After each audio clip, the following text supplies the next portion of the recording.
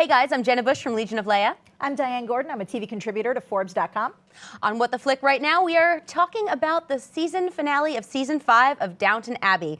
And let us start with Carson and Mrs. Hughes. And I did not draw a heart on this paper this week, but yeah, look. Oh, it's so sweet.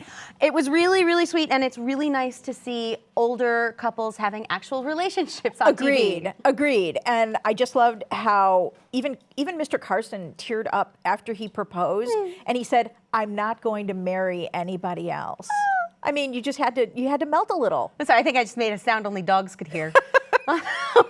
I think you did, although I think I heard it. Yeah, like I'm not normally that girly, but there have been hearts drawn on paper before with the two of them. I think it's just, and I get that some people are complaining about, like, you get rid of will they, won't they, sometimes it's a problem, but not with them. No, and I think it was simmering in a very mature way. Yeah. I think it was very much that they just get on so well, and they understand each other so well. They do. So it was really lovely to see, and you just couldn't help but say, "Aww." Yeah, and you know, there is one thing, Downton doesn't often do weddings. I mean, the weddings happen, true, but they don't show them very much. Or they just show a little bit of them. It's not this, that's a lot of production scratch. Yeah, and I actually like that, because it doesn't feel like this big lead up to the big grand like, people get married and then life keeps going. So I kind of like that. But if they don't show this wedding, should it actually happen, I will be very upset. I think it'll be a very reductive wedding. I don't think it'll be very fancy. No. I think it'll be like a justice of the peace kind of thing. Yeah, I want to be there though when they tell everybody. Yes. Do we think that'll happen next season? I guess so. I think so, if we can manage to get them to the altar. And the other older relationship, well, there's Isabelle and Violet, and both of them lost their sweeties this week. Right. Which is, you know, it's kind of interesting because I loved the way they handled it. I don't know if you read this morning, but Maggie Smith said this is her last season. Yep. I'm kind of devastated about that. I am too. So I don't want them to kill her off. And she said, like, I'm 110 now on the show. She's the best peanut gallery in the world, though. Her commentary is absolutely the best, the most quotable quotes of all. Oh, yeah. But it was really interesting because we finally figured out the past history with Prince Karagan. Yes. That was really cool. And that the princess, they were going to run off together. And then the princess drove up behind them, pulled her out of the by car, her hair, and threw her in the other car. And as awful as that sounds, saved her good standing from a wretched life, and saved her good standing. Exactly. Yeah. So rescuing her, she felt like she owed her.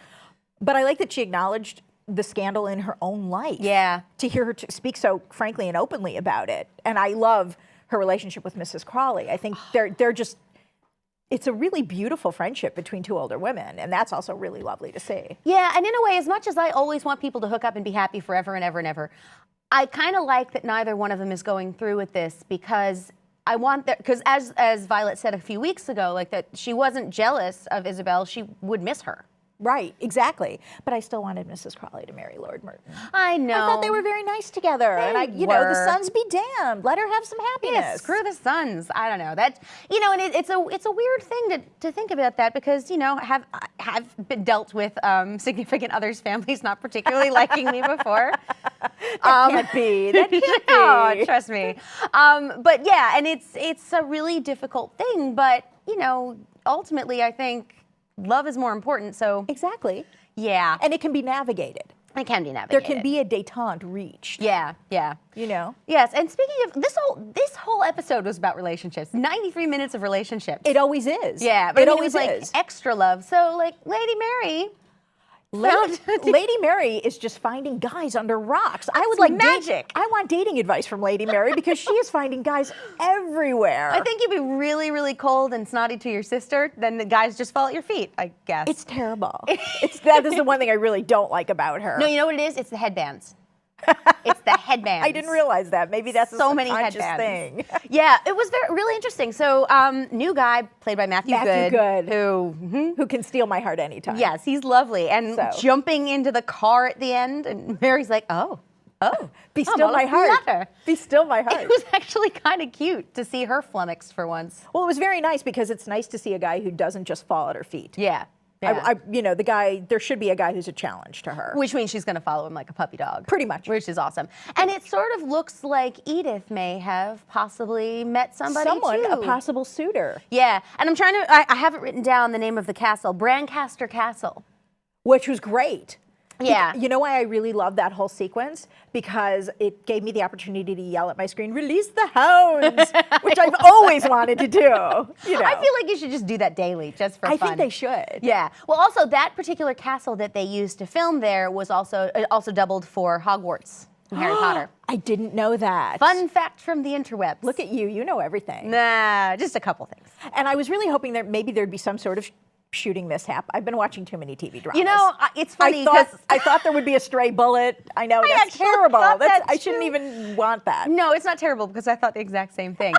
Because look, I'm a crazy animal person. They just killed off ISIS and I'm still not over that. Oh, and terrible. I saw the dogs and I'm like, oh God, someone's going to shoot a dog. And I just, no. Well, here's the thing. Whenever there's an animal on a TV show or movie, almost always they're there as a plot point to be killed off, to spur something into existence. It's why I can't watch the movie John Wick. But, so I have a sensitivity to this. But yeah, I figured they were going to somebody was going to shoot somebody. I just thought there'd be a stray bullet from someone who's not a great shot. Right. And I was like, I'm okay with that, Oh, yeah. And then so we've got, the castle is a big drama thing here. Because so we have the nasty, and what was his name?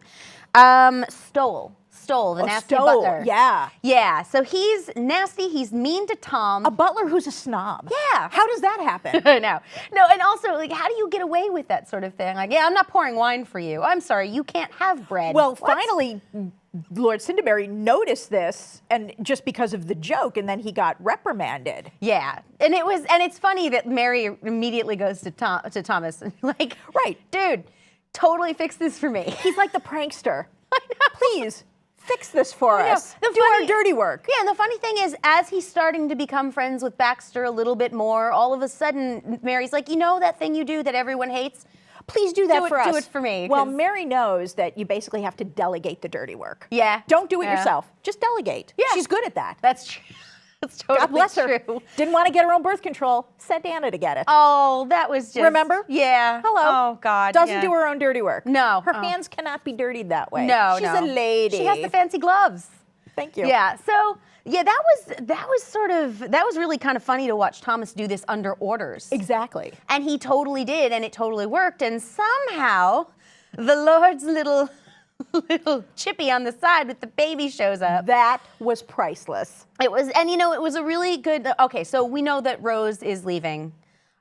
She's going to America. Yes. So it was really nice to see this lovely send-off. By the way, can we talk about that? She's marrying a Jewish guy. Yeah. Like, for me, that was a big deal. It's 1924, and the Jew thing was still a very big deal at that time. Yeah, and we talked about this a little bit last week, but I loved the way that that Cora just sort of, I can't remember which woman came over to, she's like, oh, the scandal. And she's like, yeah, you remember my dad's half Jewish, right?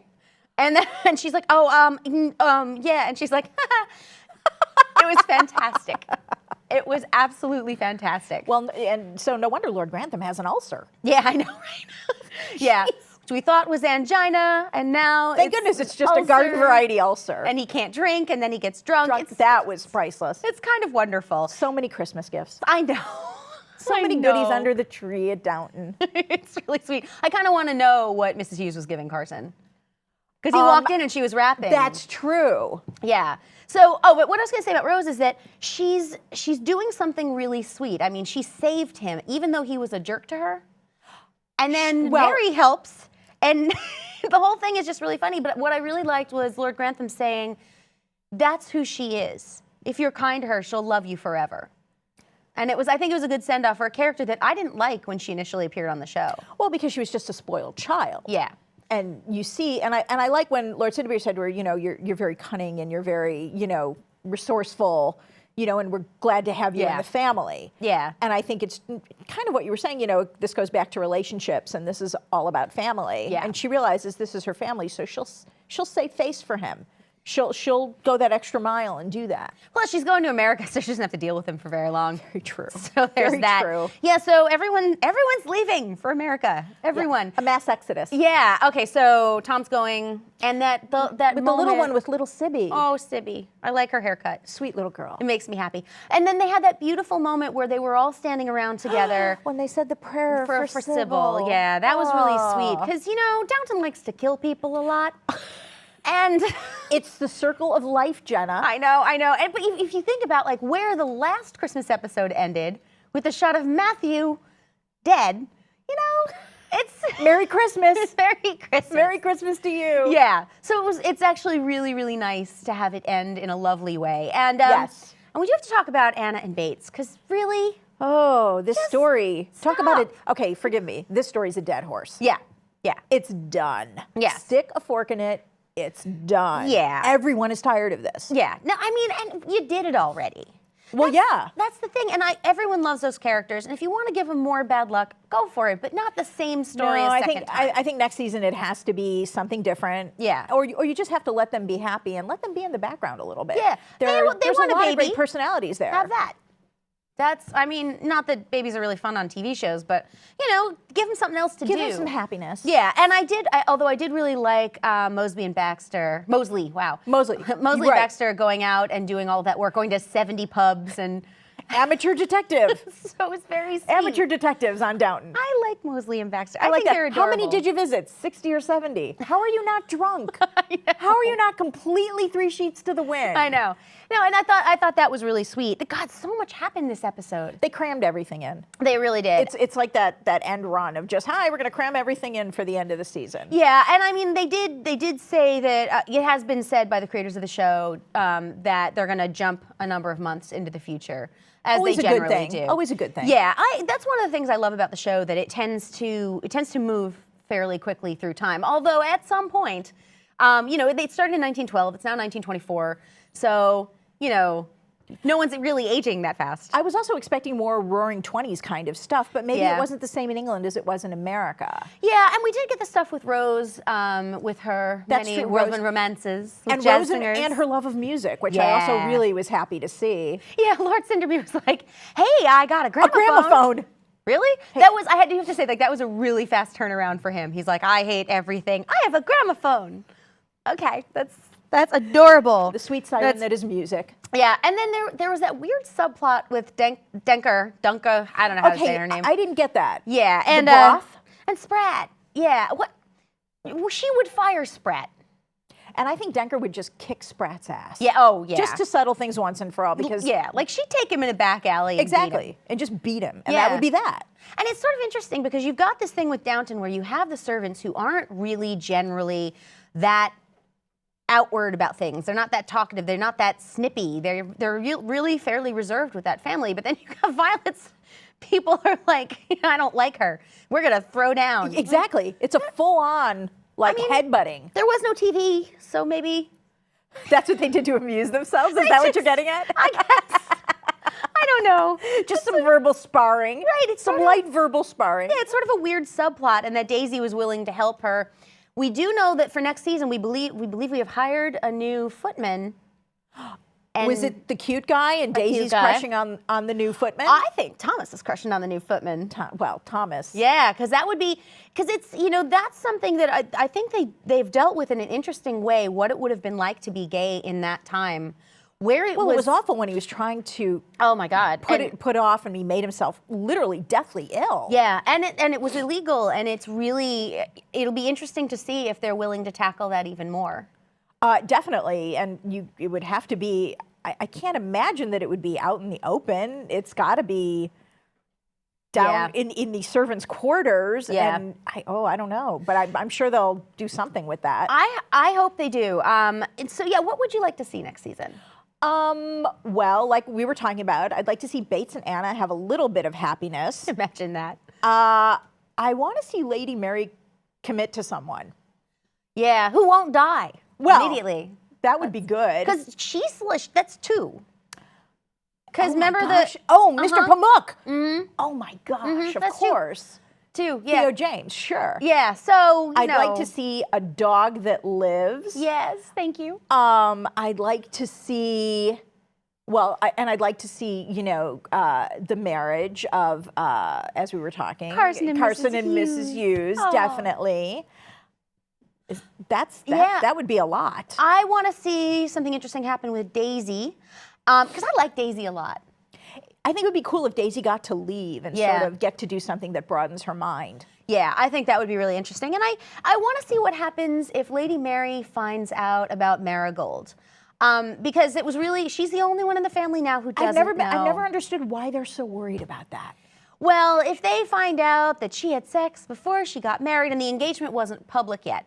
So I know, I don't know, Mary's the most liberated one among She's them got a all. bob. A A bob and a headband. Do we need to say more? She's got a bob and a headband. She's got a bob and a headband. Yeah, and that was really a nice moment with Lord Grantham and when he went to see Edith and said, like, I think I need Definitely. forgiveness. And so Definitely. I think and it was also, lovely. she already has so much disdain for Edith. I think that might almost bond them in a way. it would be nice because we've talked about this before on the show that she's just snippy.